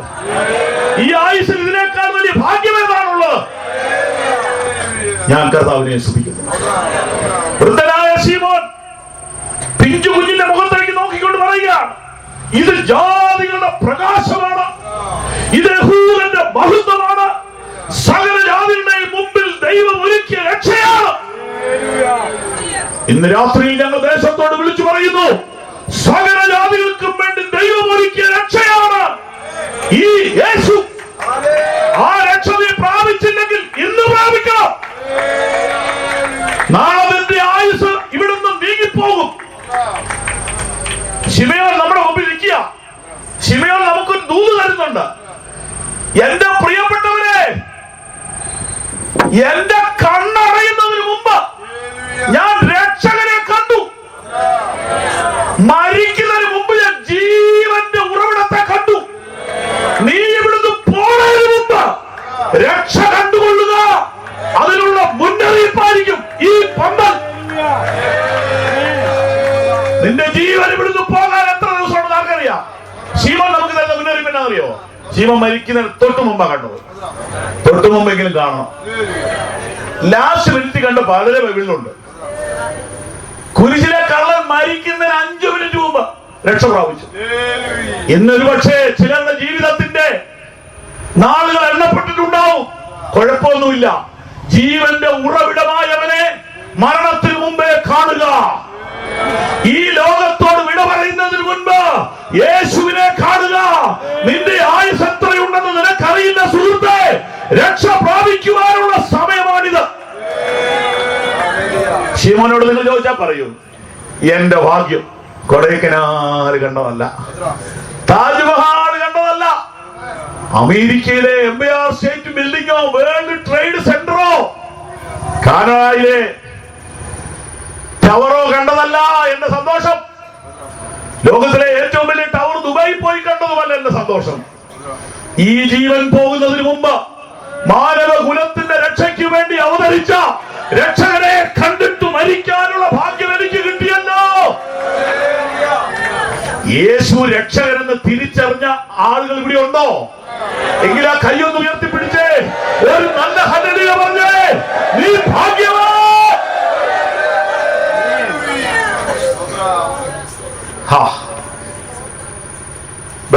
ശിവനെ നീ ഭാഗ്യവാനെന്ന് പത്രോസിനോട് പറഞ്ഞു. ഇതാ വേറൊരു ശിവോൻ അതിനേക്കാൾ വലിയ ഭാഗ്യം. അവൻ ആ കുഞ്ഞിനെ നോക്കിയിട്ട് പറയുകയാണ്, ഇതൊരു സാധാരണ കുഞ്ഞല്ല, ഇത് ജാതികളുടെ പ്രകാശമാണ്, ഇത് യഹൂദന്റെ മഹത്വമാണ്, ഇത് സകല ജാതികളുടെയും മുൻപാകെ സർവശക്തൻ ഒരുക്കിയ രക്ഷയാണ്. ഇത് കാണാനുള്ള ഭാഗ്യം എനിക്ക് കിട്ടിയല്ലോ. ഈ കുഞ്ഞിനെ കണ്ടാൽ എന്ത് തോന്നും? കീറ്റത്തുണിക്കകത്ത് പൊതിഞ്ഞിട്ടിരുന്ന ഈ കുഞ്ഞിനെ കാണുമ്പോ ഇങ്ങനെ തോന്നുന്നുണ്ടോ? കുരിശിൽ മുൾമുടി ചൂടി ചോരയൊലിച്ച് കീറത്തുണി കീറിയ പുറവുമായിട്ട് കിടക്കുന്ന ഇവനെ നോക്കിയിട്ട് രക്ഷകനെന്ന് പറയാൻ നിനക്ക് കഴിയുന്നുണ്ടോ? ആരാലും ആദരിക്കപ്പെടാതെ അപമാനിക്കപ്പെട്ട് തുപ്പലേറ്റ് കുരിശിൽ കിടക്കുന്ന അവനെ നോക്കിയിട്ട് ഇവൻ എന്റെ പ്രാണപ്രിയൻ എന്ന് പറയാനുള്ള വെളിപ്പാട് പ്രാപിച്ചവരുണ്ടോ? അവരാണ് ഭാഗ്യവാൻ. അന്ന് യേശുവിനെ സ്വീകരിച്ചവരെല്ലാം തല്ലുകൊള്ളാൻ തയ്യാറായിട്ടാണ് സ്വീകരിച്ചത്, നിന്ന സഹിക്കാൻ തയ്യാറായിട്ടാണ് സ്വീകരിച്ചത്, അപമാനം ഏറ്റെടുക്കാൻ മനസ്സോടെയാണ് സ്വീകരിച്ചത്. അന്ന് അവന്റെ തലയിൽ പൊൻകിരീടമില്ല, അന്ന് അവന്റെ മുഖത്ത് തുപ്പലാണുള്ളത്. അവനെ ചുംബിക്കാൻ അന്ന് അവർ ധൈര്യം കാണിച്ചെങ്കിൽ അവൻ പൊൻകിരീടം ധരിച്ചുകൊണ്ട് മാനത്തെ പൊൻകച്ച കെട്ടിയവനായി അഗ്നിജ്വാലയ്ക്കൊത്ത കണ്ണുകളോടുകൂടെ മടങ്ങി വരുന്ന ദിനങ്ങൾ വിദൂരമല്ല. എഴുതിയിട്ടോ? ഞാൻ കർത്താവിനെ സ്തുതിക്കുന്നു.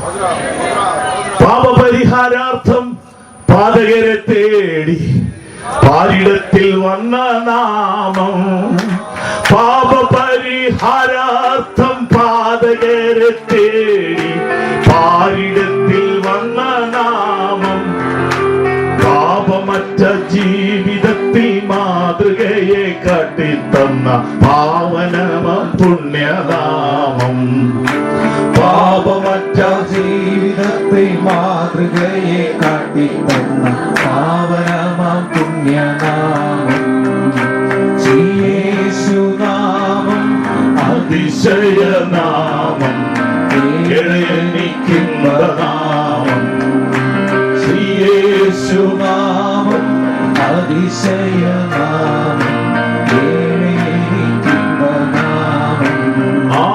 എണ്ണമില്ല പാപം എന്നിൽ നിന്നു നീക്കാൻ എന്നിൽ കനിഞ്ഞ നാമം, എണ്ണമില്ല പാപം എന്നിൽ നിന്നു നീക്കാൻ എന്നിൽ കനിഞ്ഞ നാമം, അന്യനെന്ന മേലെടുത്തു എന്നേക്കുമായി മാച്ചു തന്ന ഉന്നതന്റെ വന്ധ്യനാമം, അന്യനെന്ന മേലെടുത്തു എന്നേക്കുമായി മാച്ചു തന്ന ഉന്നതന്റെ വന്ധ്യനാമോ, യേശുനാമം അതിശയനാമം, എളിയനിക്കുന്ന നാമം, യേശുനാമം അതിശയനാമം, എളിയനിക്കുന്ന നാമം, ഭൂതബാധിതർക്കും നാനാവ്യാധികളെ ഉത്സാഹത്തോടെ മോചനം കൊടുക്കും നാമം, ഭൂതബാധിതർക്കും നാനാവ്യാധിക്കാർക്കും മോചനം കൊടുക്കും നാമം, കുരുടർക്കും മുടന്തർക്കും കുഷ്ഠരോഗികൾക്കും വിടുതലും നൽകും നാമം, കുരുടർക്കും മുടന്തർക്കും കുഷ്ഠരോഗികൾക്കുമെല്ലാം വിടുതലും നൽകും നാമം, യേശുനാമം അതിശയനാമം, എളിയനിക്കുന്ന നാമം, യേശുനാമം അതിശയനാമം, എളിയനിക്കുന്ന നാമം. ഓ എല്ലാ പാപത്തിനും മേലായ നാമം, ഭക്തജനം വാഴ്ത്തും നാമം, എല്ലാ പാപത്തിനും മേലായ നാമം, ഭക്തജനം വാഴ്ത്തും നാമം, എല്ലാ മുഴക്കാലും മടങ്ങിടും തിരുമുമ്പിൽ വല്ലഭത്വമുള്ള നാമം. Hallelujah, hallelujah. ഓ യേശുനാമം അതിശയനാമം, എളിയനിക്കുന്ന നാമം, യേശുനാമം അതിശയനാമം, എളിയനിക്കുന്ന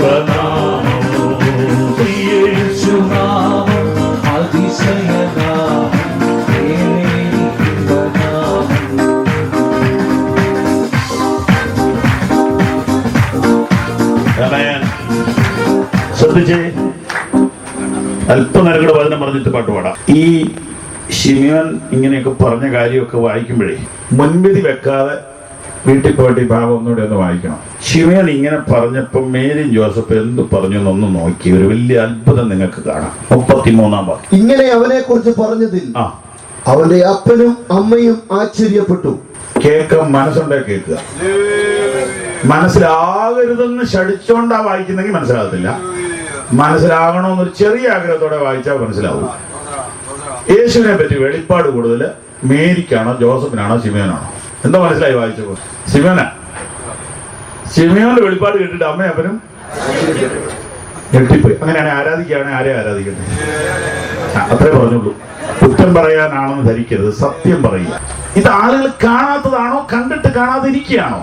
യേശുവിനെ പറ്റിയുള്ള വെളിപ്പാട് ഇപ്പോൾ ഈ 3 പേരിൽ കൂടുതൽ ശിമിയോനാ. അപ്പൊ ഇതിന്റെ അർത്ഥം ഇത് ബ്ലഡ് റിലേഷനിൽ കൂടെ വരുന്നതല്ലെന്നാ. ഇത് അങ്ങനെ കുടുംബത്തിൽ കൂടെ വരാനായിരുന്നു. വലിയ വലിയ കുടുംബത്തിലല്ലേ ഇത് വരേണ്ടത്. ആരും തിരിച്ചറിയാത്ത എത്രയോ സാധാരണക്കാർക്ക് ദൈവം വെളിപ്പാട് കൊടുത്തു. ശിമയോൻ പറഞ്ഞു കേട്ടിട്ട് ഇവർ ഞെട്ടിപ്പോയത്. ഇനി അടുത്ത വാക്യം വായിച്ചാൽ ഒരു അത്ഭുതം കൂടെ കാണാം. വായിച്ചു. പിന്നെ ശിമിയോൻ അവരെ അനുഗ്രഹിച്ച് നിർത്തിക്കേ.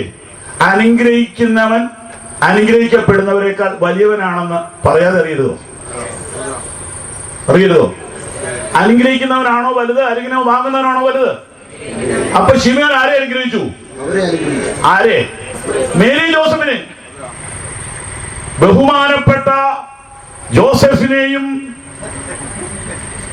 നമ്മളെല്ലാം ബഹുമാനിക്കുന്ന വിശുദ്ധ മേരിയെയും തലയിൽ കൈവച്ച് അനുഗ്രഹിച്ചു ഒരു മഹാൻ. ആരാണത്? അദ്ദേഹം ആരാ?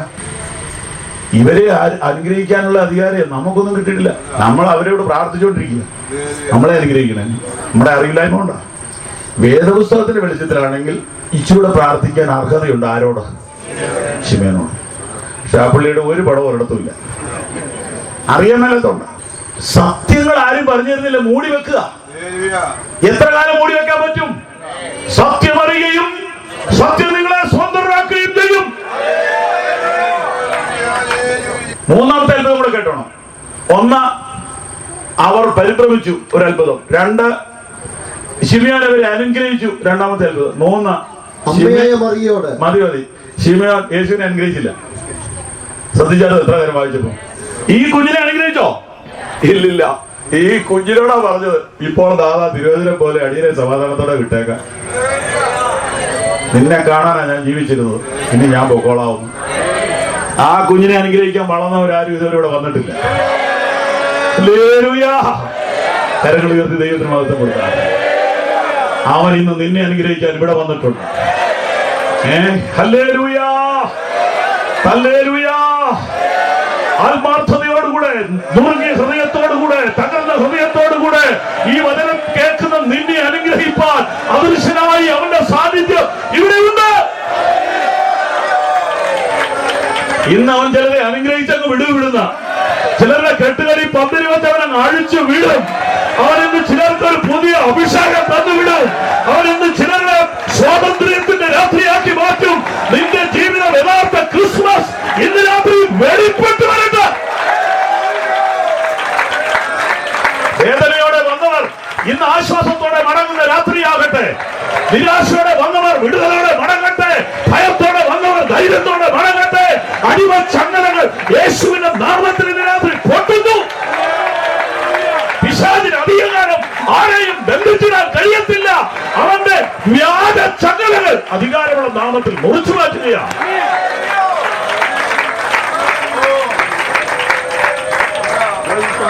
സത്യം പുറത്തു വരുമ്പോൾ അസത്യം പൊളിയും. അവരെ ശിമയോൻ അനുഗ്രഹിച്ചു. കുഞ്ഞിനെ അനുഗ്രഹിച്ചിട്ടില്ല. നിങ്ങൾ വീട്ടിൽ പോയി വായിച്ചു നോക്കൂ. ബൈബിൾ തിരുത്താൻ ആർക്കും പറ്റത്തില്ല. ശിമയോൻ വലിയ വെളിപ്പാടുള്ളവനാണ്. ആമേൻ. വേഗത്തിൽ ഞാൻ അടുത്ത ആൾക്കാരുടെ പേരോട് പറഞ്ഞിരുന്നു. അതിന്റെ തൊട്ട് താഴെ കിടപ്പുണ്ട് 3-ാമത്തെ ആള്. ബാക്കി 36. ആശേർ ഗോത്രത്തിൽ ഫനുവേലിന്റെ മകളായ ഹന്ന എന്നൊരു പ്രവാചകി ഉണ്ടായിരുന്നു. അവൾ കന്യാകാലത്തിൽ പിന്നെ ഭർത്താവിനോട് കൂടെ 7 സംവത്സരം കഴിച്ച് 84 സംവത്സരം വിധവയും വളരെ വയസ്സ് ചെന്നവളുമായി ദൈവാലയം വിട്ടുപിരിയാതെ ഉപവാസത്തോടും പ്രാർത്ഥനയോടും കൂടെ രാവും പകലും ആരാധന ചെയ്തു പോന്നു. ആ നാഴികയിൽ അവളും അടുത്തു നിന്നു ദൈവത്തെ സ്തുതിച്ചു. യെരൂശലേമിന്റെ വീണ്ടെടുപ്പിനെ കാത്തിരുന്ന എല്ലാവരോടും അവനെ കുറിച്ച് പ്രസ്താവിച്ചു. കർത്താവിന്റെ ന്യായപ്രമാണത്തിൽ കൽപ്പിച്ചിരുന്നതൊക്കെയും. ഈ അമ്മച്ചിക്ക് എത്ര വയസ്സുണ്ടെന്ന് പറയാവോ? സമയമില്ല കൂട്ടിയെടുക്കാൻ. കന്യാകാലം 15 വയസ്സെന്നിരിക്കട്ടെ. ഭർത്താവിനോട് കൂടി 7, 15, 7, 22. വിധവയായിട്ട് എത്ര വർഷം? 84. 22, 80, 102, 4, 106. ഈ പുള്ളിക്കാരത്തെ വെളിപ്പാട് കിട്ടിയ 3ാമത്തെ ആള്. 106 വയസ്സുള്ളവർക്ക് വെളിപ്പാട് കിട്ടിയ ആരെങ്കിലും അംഗീകരിക്കുക? അത് വെളിവേടാതെ അറിയത്തുള്ളൂ. ദൈവത്തിന്റെ വലിയ കരുണയ്ക്കായി സ്വതന്ത്രം ചെയ്യുക. ഒരു സന്ദേശം പറയാൻ കേൾക്കാൻ മനസ്സിലെ കേട്ടു. വയസ്സായവരെ എല്ലാവർക്കും വേണ്ടല്ലോ അല്ലേ? വയസ്സായവരെ അങ്ങ് തഴയല്ലേ? തമ്പുരാൻ അവരെ ഓർത്തു. ഒരു 70 കഴിഞ്ഞാ പിന്നെ ആ വിഷമിക്കരുത് ആരും. നമ്മൾ ഇവിടെ ഡെയിലി വായിച്ചോണ്ടിരിക്കുന്നത് എന്തുവാ? വൃദ്ധമന്ദിരങ്ങളുടെ എണ്ണം കൂടി വരിക. പിള്ളേർക്ക് താല്പര്യമില്ല. പിള്ളേർക്കെല്ലാം ഭയങ്കര വിദ്യാഭ്യാസമായി. ആരുമില്ല വയസ്സായവരെ നോക്കാൻ. ഈ വചനം ധ്യാനിക്കുമ്പോൾ ഒരു വലിയ സത്യം ദൈവം നമ്മൾ പറയുക. ഒരു വിധവ ഭൂമിയിൽ ആരും അവളെ നോക്കാനില്ല. പക്ഷെ അവക്കും ദൈവം വെളിപ്പാട് കൊടുത്തു. ലോകം തള്ളിക്കളഞ്ഞവരെ തേടി വെളിപ്പാട് വരിക. ദൈവത്തിന്റെ വഴികൾക്കായി ഞാൻ നന്ദി പറയുന്നു. എവിടെയെങ്കിലും അവഗണിക്കപ്പെട്ടവർ ഇന്ന് രാത്രി ഉണ്ടെങ്കിൽ ഓർത്തോണം, ലോകം അവഗണിക്കും, ദൈവത്തിനെ അവഗണിക്കുകയല്ല. പുള്ളിക്കാരത്തിയുടെ വെളിപ്പാട് ഭയങ്കര. പുള്ളിക്കാരത്തി മഷിക വരും എന്ന് പറഞ്ഞ് കാത്തിരിക്കുക. ഈ ആലയത്തിലെ ഈ പരിപാടി കേട്ടതൊക്കെ മനസ്സിലായി. ഞാൻ കാത്തിരുന്ന ആള് വന്നു. പുള്ളിക്കാരത്തി അവിടെ കിടന്ന് സ്തോത്രം ചെയ്യാൻ തുടങ്ങി. വായിച്ചോ. ഉപവാസത്തോടും പ്രാർത്ഥനയോടും കൂടെ രാവും പകലും ആരാധന ചെയ്തു പോന്നു. ആ നാഴികയിൽ അവളും അടുത്തു നിന്ന് ദൈവത്തെ സ്തുതിച്ചു. ദൈവത്തെ സ്തുതിക്കുന്നതിന് പ്രായം വിഷയമല്ല. ദൈവത്തെ സ്തുതിക്കുന്നതിന് സഭ വിഷയമല്ല. പക്ഷെ വെളിപ്പാട് വേണമെന്ന് മാത്രം. വെളിപ്പാടുള്ളവനോട് അടങ്ങിയിരിക്കാൻ പറഞ്ഞാൽ അവൻ സ്തുതിച്ചോണ്ടിരിക്കും. വെളിപ്പാടില്ലാത്തവനെ ഉന്തി വരം കയറ്റിയാൽ അവൻ സ്തുതിക്കത്തില്ല. ഈ സ്വോത്രം സൂത്രം എന്നൊക്കെ പറഞ്ഞ് കളിപ്പിക്കുന്നില്ലേ? ഒന്ന് പറയാമോ? അകത്തു വെളിപ്പാട് കിട്ടിയവന് മാത്രമേ ഈ ഹല്ലേലൂയ പറയാൻ പറ്റത്തുള്ളൂ. വെളിപ്പാട് ലഭിച്ചത് മിണ്ടാതിരിക്കരുത്. ഈ ദൈവത്തെ ആരാധിച്ചോണം. കർത്താവിനെ സ്തുതിക്കുന്നു. പന്തലായാലെന്ന, റോഡായാലെന്ന, അഭിഷേകം ലഭിച്ചവൻ, വെളിപ്പാട് ലഭിച്ചവൻ, കരുണ ലഭിച്ചവൻ, കൃപ ലഭിച്ചവൻ, വിടുതൽ ലഭിച്ചവൻ, നന്മ കണ്ടവൻ, അത്ഭുതം കണ്ടവൻ, അവൻ ആരാധിക്കാൻ ഒരു പന്തലും വിഷയമല്ല.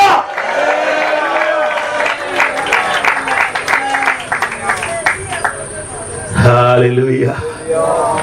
4ാമത്തെ കൂട്ടരാരാന്നറിയോ? അതിന്റെ തൊട്ട് താഴെയുണ്ട്.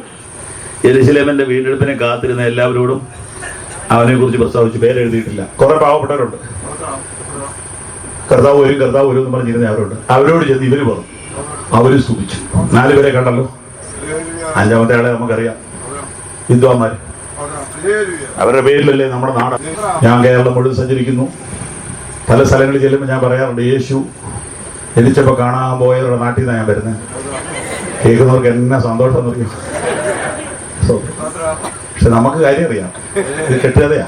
എന്നാലും അങ്ങനെ ഒരു കെട്ടുകഥ ഉണ്ടായിരുന്നു. അവിടെ ഈ നാടിന് നല്ലതല്ലേ? യേശുവിനെ കാണാൻ പോയവരുടെ നാടെന്ന് പറയുമ്പോഴേ, യേശുവിനെ കാണാൻ അവർ അത്രയും കഷ്ടപ്പെട്ടില്ലേ? നമ്മൾ ഇവിടെ ഇത്രയും സൗകര്യം ഇട്ടിട്ട് കാണാൻ പോകുന്നില്ല. ഇതുപോലെ സൗകര്യം ദൈവം തന്നിട്ട് കാണാൻ പോകുന്നില്ല. അന്ന് അവര് കാണാൻ ഇവിടുന്ന് പലസ്തീൻ നാട് വരെ പോയെങ്കിൽ അതൊരു പോക്ക് തന്നെയാണ്. ഞാൻ കർത്താവിനെ സ്തുതിക്കുന്നു. 5ാമത്തെ കൂട്ടർ വിദ്വാന്മാരാ. 1ാമത്തെ ക്രിസ്മസ്. പക്ഷെ അവര് ചെന്നപ്പോഴത്തേനും പശുത്തൊട്ടി നമുക്ക് പോയി. മത്തായി 2:10 പെട്ടെന്ന് വായിച്ചു അവസാനിപ്പിക്കും. നക്ഷത്രം കണ്ടതുകൊണ്ട് അവർ അത്യന്തം സന്തോഷിച്ചു. ആ വീട്ടിൽ ചെന്നു ശിശുവിനെ അമ്മയായ മറിയോട് കൂടെ കണ്ട് വീണ് അവനെ നമസ്കരിച്ചു. വീട്ടിൽ ചെന്നാ കണ്ടത്, തൊഴുത്തിൽ ചെന്നല്ല. 1 വർഷം കഴിഞ്ഞിട്ടുണ്ടെന്നാ ചരിത്രം പറയുന്നത്. അവിടെ ആ 2ാമത്തെ മാത്രം വായിച്ചാൽ അതിന്റെ കാലഘട്ടം ഏറെക്കുറെ പിടികിട്ടും. ആ കുഞ്ഞുങ്ങളെ കൊല്ലാൻ കൽപ്പന കൊടുക്കുന്ന ഇതൊക്കെ എടുത്താൽ മതി. പ്രായം അത്രയും സമയമായിട്ടുണ്ട്. അപ്പോഴത്തെ ദൂരം ഉള്ളത് കൊണ്ട് എത്തണ്ടേ. എന്നാലും അവർ ഈ 5 കൂട്ടരും വെളിപ്പാടിലൂടെയാണ് ഈ രക്ഷകനെ കണ്ടത്. ഇതാണ് ശീമോനോട് യേശു പറഞ്ഞത്. ഈ വെളിപ്പാട് ലഭിച്ച ജനത്തിനായി ഞാൻ നന്ദി പറയുന്നു. അപ്പൊ അടുത്ത ചോദ്യം, ഈ വെളിപ്പാട് ലഭിക്കാൻ എന്നാ ചെയ്യണം? ഇന്ന് ഈ വെളിപ്പാട് ലഭിക്കാനായി സുവിശേഷ യോഗം വെച്ചിരിക്കുന്നു. ഇന്ന് ദൂതം വന്ന് പറയത്തില്ല, ഇന്ന് നക്ഷത്രവും വരത്തില്ല. നിങ്ങൾ ഭൂമിയിലൊക്കെയും പോയി ഈ മെസ്സേജ് പറയാൻ കർത്താവ് ചുമതലപ്പെടുത്തി. ഇനി ഒരു നക്ഷത്രവും ഉദിക്കത്തില്ല, ഇനി ഒരു ദൂതനും വരത്തില്ല. നിങ്ങൾക്ക് ഈ വെളിപ്പാട് തരുവാനാണ് ഈ പന്തൽ ഇവിടെ ഉയർന്നത്. ഈ രക്ഷകനെ അറിയുവാൻ, ഈ രക്ഷ പ്രാപിക്കുവാൻ ദൈവം നിങ്ങൾക്ക് വേണ്ടി ഒരുക്കിയതാണ് ഈ മാർഗം. കേൾക്കാൻ ചെവിയുള്ളവർ കേൾക്കട്ടെ. നമുക്ക് എഴുന്നേറ്റ് നിൽക്കാം. ആ പാട്ട് തന്നെ ഒന്നോടെ പാടാം. ശ്രീയേശു നാമം അതിശയ നാമം. കരങ്ങൾ അടിച്ച് പാടി കർത്താവിനെ മഹത്വപ്പെടുത്താം.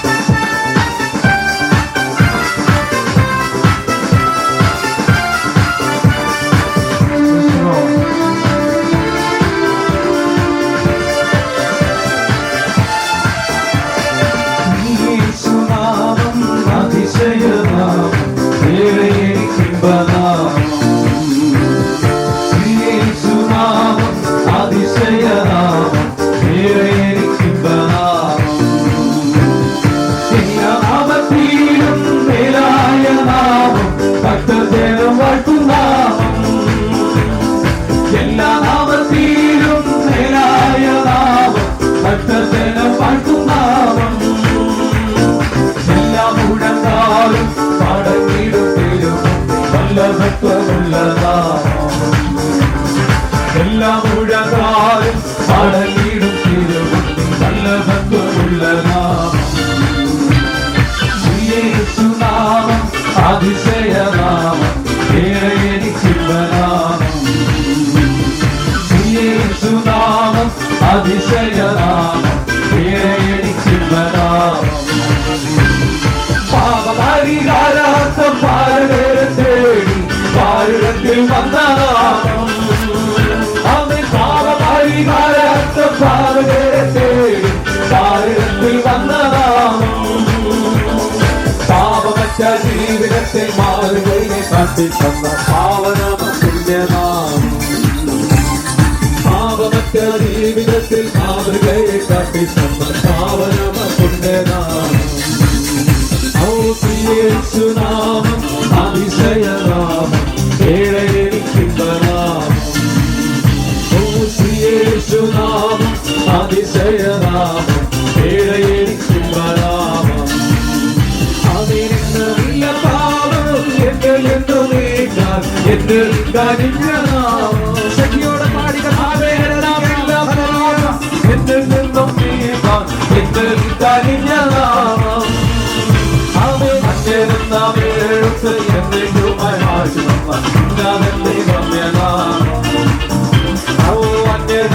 എഴുത്ത് എന്നേക്കുമായി മാറ്റി വന്ന വന്യനാമം. യേശുനാമം അതിശയനാമം, ഏറെ എനിക്കുള്ളനാമം.